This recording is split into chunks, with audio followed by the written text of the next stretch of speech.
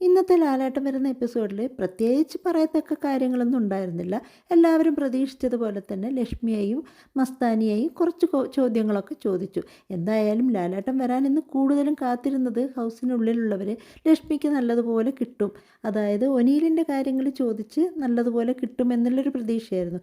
ഏതായാലും ഇന്ന് ലാലേട്ടൻ പൊട്ടിത്തെറിച്ചത് ലക്ഷ്മിയെ, ആദിലയെയും നൂറയെയും വീട്ടിൽ കയറ്റാൻ കൊള്ളാത്തവരെന്നും അതുപോലെ തന്നെ അവർക്ക് ജോലിയൊന്നുമില്ല എന്നുള്ള രീതിയിലൊക്കെ സംസാരിച്ചതിനെ പറ്റിയാണ് ഇന്ന് കൂടുതലും പൊട്ടിത്തെറിച്ച് ചോദിക്കുക ചെയ്തത്. ഏതായാലും എൻ്റെ വീട്ടിലേക്ക് വന്നോളൂ, എൻ്റെ വീട്ടിൽ ഞാൻ കയറ്റൂ എന്ന് പറഞ്ഞപ്പോൾ നൂറ തൊഴുകൈകളോടുകൂടി ലാലേട്ടനെ നോക്കുന്നുണ്ട്. എന്തായാലും ഇന്ന് അത്ര മാത്രമേ ചോദിച്ചിട്ടുള്ളൂ, ബാക്കി നാളത്തേക്ക് വെച്ചിരിക്കുക. കാരണം എന്താണെന്ന് വെച്ചാൽ ഒനീലിൻ്റെ കാര്യങ്ങൾ നാളെ ചർച്ച ചെയ്യാമെന്ന് പറഞ്ഞിട്ടുണ്ട്. അങ്ങനെ ഒരു ബോംബ് ലക്ഷ്മിക്കും മസ്താനിക്കും ഇട്ട് കൊടുത്തിട്ടാണ് പോയത്.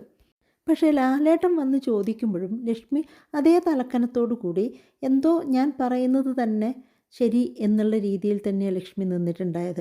ശരിയാണ്, ലക്ഷ്മിക്ക് ലക്ഷ്മിയുടേതായ അഭിപ്രായങ്ങളുണ്ട്. അത് ആരായാലും, ശ്രീ മോഹൻലാൽ ചോദിച്ചാലും ബിഗ് ബോസിലുള്ളവർ ചോദിച്ചാലും അത് മാറ്റി പറയണമെന്നൊന്നും നമുക്ക് പറയാനാവില്ല. പക്ഷേ അവൾ പറഞ്ഞത് തെറ്റാണ്. അതായത് ആദിലയെയും നൂറയെയും വീട്ടിൽ കയറ്റാൻ കൊള്ളാത്തവൾ അവരാണ് എന്ന് പറഞ്ഞപ്പോൾ അതിന് ലാലേട്ടൻ്റെ മുന്നിൽ വെച്ച് അവരോടൊരു സോറി പറയായിരുന്നു. അതൊരു നല്ലൊരു വ്യക്തിത്വമുള്ളവർക്ക് ചേർന്നതല്ലേ, ഒരു സോറി. നമുക്ക് സോറി എന്നൊരു വാക്ക് തന്നെ നമ്മൾ ഒരുപാട് തെറ്റ് ചെയ്യോ അല്ല മറ്റുള്ളവരെ വേദനിപ്പിച്ചു എന്ന് തോന്നുന്നിടത്ത് പറയാനുള്ളൊരു വാക്കല്ലേ സോറി, ക്ഷമ എന്നുള്ളത്. അതവർ പറഞ്ഞിട്ടുണ്ടെങ്കിൽ കുറച്ചും കൂടി അവരുടെ തെറ്റിനെ നമുക്കൊന്ന് ചെറുതാക്കി കാണാൻ പറ്റുമായിരുന്നു. കാരണം പല വികാരത്തിൻ്റെ പുറത്തും പല ഫീലിങ്സും നമുക്ക് വരുമ്പോൾ ചിലപ്പോൾ നമ്മൾ പൊട്ടിത്തെറിക്കാം. നമ്മൾ പറയുന്ന കാര്യങ്ങൾ ചിലപ്പോൾ അതിൻ്റെ ഗൗരവം നോക്കാതെ നമ്മൾ പറഞ്ഞൊക്കെ പോയിട്ടുണ്ടാവാം. അപ്പോൾ ഇപ്പോൾ ഓരോരുത്തരും എടുത്ത് പറയുമ്പോൾ അപ്പോൾ അത് തെറ്റല്ലേ ഞാൻ ചെയ്തത് എന്ന് ഒരു നിമിഷമെങ്കിലും ഓർത്ത് കഴിഞ്ഞാൽ ആ കുട്ടികളോടൊന്ന് ക്ഷമ ചോദിക്കായിരുന്നു. അതൊക്കെ കഴിഞ്ഞു. രസകരമായി തോന്നിയൊരു കാര്യം, ഇത് ആദിലയും നൂറയെയും എഴുന്നേൽപ്പിച്ച് നിർത്തി ചോദിക്കുന്ന സമയത്ത് ആദില പറയുന്നുണ്ട്, ബാക്ക് സ്റ്റാമ്പ് ചെയ്തതെന്ന് വിചാരിക്കരുത്. എൻ്റെ അടുത്ത് അനുമോള് ഞാൻ അനുമോളുടെ അടുത്ത് ചോദിച്ചിരുന്നു ഈ ലെസ്ബിയൻ്റെ ആ ഒരു റിലേഷൻഷിപ്പിനെ പറ്റിയിട്ടുള്ള കാര്യം. അപ്പോൾ അനു പറഞ്ഞു അതൊരു വലിയൊരു കുറ്റം പോലെയാണ് ലാലേട്ടൻ്റെ മുമ്പിൽ എഴുന്നേറ്റ് നിന്ന് പറയുന്നത്. അപ്പോൾ അനു പറഞ്ഞു അതിവിടെ പറയാൻ താല്പര്യമില്ലെന്ന് പറഞ്ഞു. അതൊരു വലിയ തെറ്റാണോ? കാരണം അനുവിന് അങ്ങനെ ഒരു കാര്യം അവിടെ ചർച്ച ചെയ്യണമെന്ന് തോന്നിയിട്ടില്ല. അപ്പോൾ അനു അവിടെ ഇരുന്ന് പറയുന്നുണ്ട്, അനുമോള് ഞാൻ അങ്ങനെ ഇവിടെ നിന്ന്, അതായത് ബിഗ് ബോസിനകത്ത് നിന്ന് ചർച്ച ചെയ്യാൻ താല്പര്യമില്ല എന്നാണ് പറഞ്ഞത്. പുറത്തിറങ്ങിയാൽ എന്ത് കാര്യത്തിന് ഞാൻ ഉണ്ടാവുമെന്ന് പറഞ്ഞിട്ടില്ലേ എന്ന് അനുമോള് ചോദിക്കുന്നുണ്ട്. ഓക്കെ, അതെന്തിനായിരുന്നു ഇപ്പോൾ അനുമോളെ പറ്റിയിട്ട് ആദിലെ അങ്ങനെ മോഹൻലാൽ സാറിൻ്റെ മുമ്പിൽ പറയേണ്ട കാര്യം? അവർ വന്ന് കുറച്ച് കഴിയുമ്പം മുതൽ തന്നെ നല്ല ഫ്രണ്ട്ഷിപ്പായിരുന്നു ആദില, നൂറ, ശൈത്യ, അനുമോള്.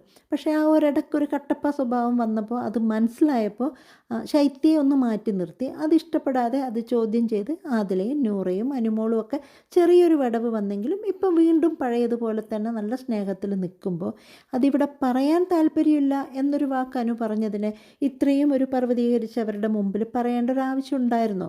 അങ്ങനെ തോന്നിപ്പോയി. എന്തായാലും എന്തോ ഒരു ഇത് വെച്ചിട്ടാണല്ലോ അതൊരു തെറ്റാക്കി സമൂഹത്തിന് മുമ്പിൽ കൊടുക്കാം, അല്ലെങ്കിൽ മോഹൻലാൽ സാറിൻ്റെ മുമ്പിൽ കൊടുക്കാം എന്നായിരിക്കുമല്ലോ അപ്പോൾ അതിലേറെ ചിന്ത. ഏതായാലും അതങ്ങനെ കൊടുത്ത സ്ഥിതിക്ക് ഏതായാലും അനുമോൾക്കിട്ടൊരു സംഭവം കിട്ടിയല്ലോ. ഇത്രയും പറഞ്ഞ മസ്താനിയെയോ അതുള്ള ലക്ഷ്മിയെയോ പറയാതെ മോഹൻലാൽ സാർ ഒരു മിനിറ്റ് ഗ്യാപ്പ് എടുത്ത് അങ്ങോട്ട് പോയപ്പോൾ എല്ലാവരും കൂടി അനുമോളെ എന്തൊക്കെയാണ് പറയുന്നതെന്ന് മനസ്സിലാവാത്ത രീതിയിൽ എല്ലാവരും പൊതിഞ്ഞ് അനുമോളെ ചീത്ത പറയുന്നതാണ് കണ്ടത്. എന്താണ് നീ അങ്ങനെ ചെയ്തില്ല, ഇങ്ങനെ ചെയ്തില്ല, പറഞ്ഞില്ല, എന്താണ് ഇവിടെ നിങ്ങൾ ഓരോരുത്തരോടും ചോദിക്കുകയാണ് എന്താണ് അനുമോൾ അങ്ങനെ പറഞ്ഞതിൽ തെറ്റ്? എനിക്ക് ഇത് ബിഗ് ബോസിൻ്റെ അകത്ത് പറയാൻ താല്പര്യമില്ല തൽക്കാലം എന്ന് പറയുന്നത് അത് അനുമോളുടെ ഭാഗമല്ലേ? അതുപോരാത്തതിന് എന്ന് വന്നു കഴിഞ്ഞാലും അനുമോളൊരു ചെറിയ കാര്യം ചെയ്തിട്ടുണ്ടെങ്കിൽ മോഹൻലാൽ സാർ എഴുന്നേൽപ്പിച്ച് നിർത്തി എന്താണ് അനുമോളെ അങ്ങനെ പറഞ്ഞത് എന്ന് പറഞ്ഞ് ആ ഹൗസിനകത്തുള്ള അനുമോളെ ഏറ്റവും ശത്രുവായി കാണുന്നവരുടെ മുമ്പിൽ സന്തോഷിപ്പിക്കാൻ ചെയ്യുന്നത് പോലെ. ഇതിനു മുമ്പും അങ്ങനെയായിരുന്നു. എപ്പോഴും ഓരോ കാര്യങ്ങൾ പറയുമ്പോഴും എനിക്ക് എക്സാമ്പിളായി തോന്നുന്നത് ഡോക്ടർ റോബിനെ എല്ലാവരും ക്രൂരമായി കാണിച്ചതും ഇതേപോലെ തന്നെ മോഹൻലാൽ സാർ വന്നിട്ട് ആര് തെറ്റ് ചെയ്തതും പ്രശ്നമില്ലാതെ റോബിൻ എന്തെങ്കിലും ചെയ്തു കഴിഞ്ഞാൽ എന്താണ് പറയുന്നതെന്നറിയാതെ പറയുന്ന ഒരു കാര്യം. അതുപോലെ തന്നെയാണ് ഇപ്പം അനുമോളെയും. മോഹൻലാൽ സാർ വരുന്നു, ഇതുപോലെ അനൂപിനെ എന്താ ചെയ്യുന്നത്, ഫ്രൈ ചെയ്ത് കൊടുക്കുന്നു. അപ്പോൾ അവിടെ ഫാമിലിയിലുള്ള എല്ലാവർക്കും ഭയങ്കരമായ സന്തോഷം. അനുമോളെ ലാലേട്ടൻ ഇങ്ങനെ പറഞ്ഞില്ലേ എന്ന്.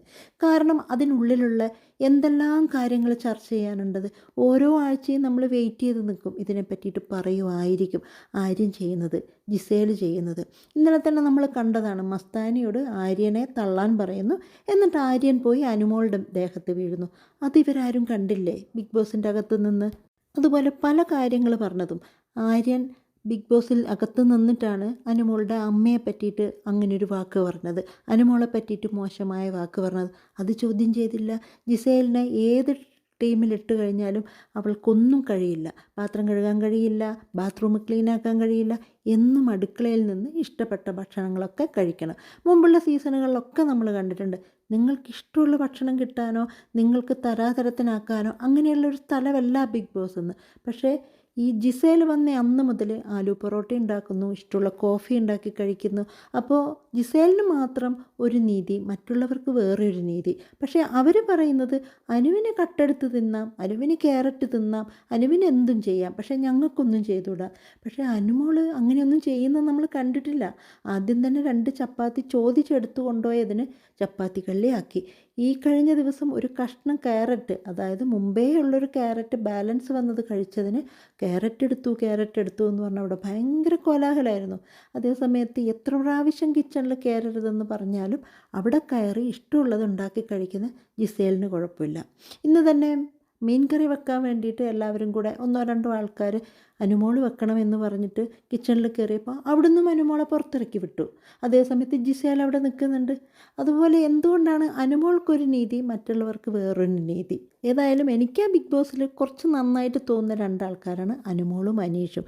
അനീഷ് ഇപ്പോൾ ഉഷാറായി വരുന്നുണ്ട്. അനീഷിൻ്റെ ഒരു പ്രത്യേകത എന്ന് പറഞ്ഞാൽ ആരെക്കൊണ്ടും അവിടെയും ഇവിടെയും കുത്തിയിരുന്ന് ഓരോരോ ഗോസിപ്പുകൾ പറയാൻ ഒരിക്കലും അനീഷ് നിന്നിട്ട് കണ്ടിട്ടുണ്ടായില്ല. ബാക്കിയുള്ള പുരുഷ കേസരികളെല്ലാവരും തന്നെ ഓരോ മൂലയിലിരുന്നു. എന്താണ് പുരുഷന്മാരിങ്ങനെയാണോ എന്ന് നമുക്ക് തോന്നുന്നത് ഈ ബിഗ് ബോസ് കാണുമ്പോഴാണ്. ഓരോരുത്തരെ പറ്റിയിട്ടുള്ള കുറ്റങ്ങൾ, ഓരോരുത്തരെ പറ്റി വളരെ വളരെ ഭയങ്കരമായ ഗോസിപ്പുകളാണ് അവർ ചെയ്യുന്നത്. അതിലൊന്നും പെടാതെ ഗെയിമിനെ ഗെയിമായി കണ്ട് ഗെയിം കാര്യങ്ങളിൽ മാത്രം ശ്രദ്ധ ചെലുത്തി കളിക്കുന്നതാണ് അനീഷ്. എന്തായാലും എനിക്ക് തോന്നുന്നു അനീഷ് ഭയങ്കരമായൊരു ഗെയിം തന്നെയാണ് അവിടെ നടത്തുക ഇനി മുന്നോട്ട് കൂടുതലായിട്ട്. കോമണറായി വന്നിട്ട് ഇത്രയും നന്നായിട്ട് ഗെയിം കളിച്ചത് ഇപ്പോൾ കഴിഞ്ഞ സീസണിലൊന്നും ഉണ്ടായില്ല. അനീഷ് വളരെ നല്ല ഗംഭീരമായ കളി ഇനിയും പുറത്തെടുക്കുമെന്ന് തന്നെയാണ് അനീഷിൻ്റെ ഓരോ കാര്യങ്ങൾ കാണുമ്പോൾ നമുക്ക് മനസ്സിലാവുന്നത്. നാളെ മസ്താനി പുറത്തു പോകുന്നു, പ്രവീണ് പുറത്തു പോകുന്നു എന്നൊക്കെ കേൾക്കുന്നുണ്ട്. എന്താണ് സത്യം എന്നറിയില്ല.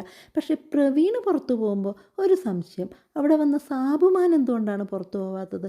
പുഞ്ചിരി മത്സരത്തിന് വന്നതുപോലെ എന്നും ചിരിച്ചുകൊണ്ട് നിൽക്കുന്നതല്ലാതെ അവിടെ സാബുമോനെ ഒന്നും, അതായത് രേണുസുതി ചെയ്തതുപോലെ കൂടെ ചെയ്യാത്ത ഒരാളായിട്ടാണ് സാബുമാനെ കാണുന്നത്. അപ്പോൾ ഈ സാബുമാനെ അവിടെ നിർത്തിക്കൊണ്ട് പ്രവീണിനെ എന്തുകൊണ്ട് പുറത്താക്കുന്നു എന്ന് മനസ്സിലാവുന്നില്ല. ഏതായാലും നാളെ വരെ നമുക്ക് കാത്തിരുന്നാലേ ബാക്കിയുള്ളത് എന്താണെന്ന് മനസ്സിലാക്കാൻ പറ്റുള്ളൂ. എന്തായാലും നാളെ വരെ കാത്തിരിക്കാം.